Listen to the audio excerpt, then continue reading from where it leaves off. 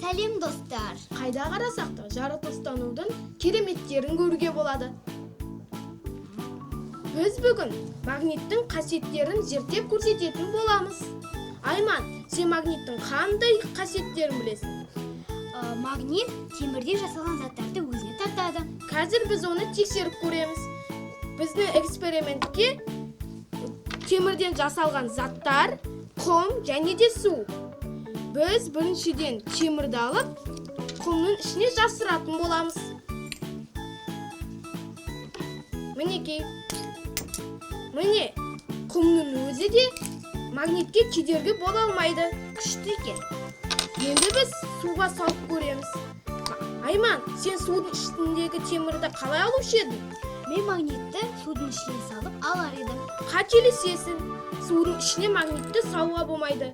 Біз оның сыртынан жүргізіп алуға болады.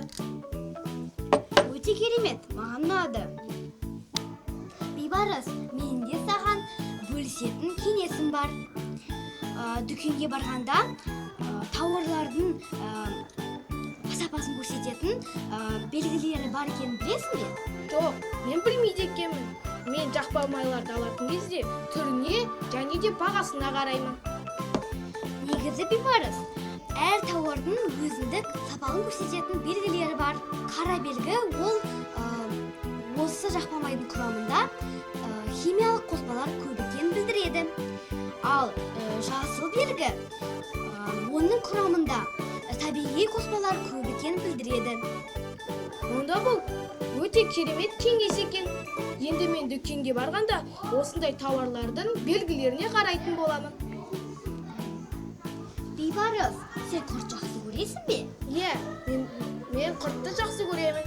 Әсіресе ауылдан келген әжемнің қолынан жасалған құрт дәмдірек болады. Ал енді біз ауылдан әкелген құртты және дүкеннен сатып алған құрттың сапасын тексеріп көреміз. Ол үшін тек бір зат қана керек. Йод ерітіндісі. Менің қолымда дүкеннен сатып алған құрт бар. Мына жерде сауда белгісі көрсетіліп тұр. Йод тамшысы арқылы сапасын тексеріп көрейік.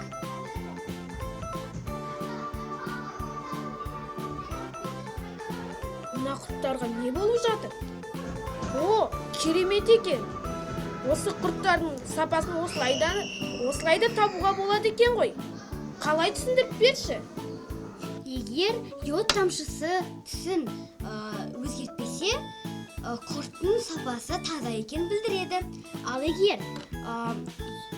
егер йод түсін қара түске өзгерсе, құрттың құрамында крахмал бар екенін білдіреді. Достар, сендерге біздің тәжірибеміз ұнады ма? Күнделікті өмірдегі қолжетімді заттардан тәжірибе жасауға болады екен. Назарларыңызға рахмет. Келесі кездескенше!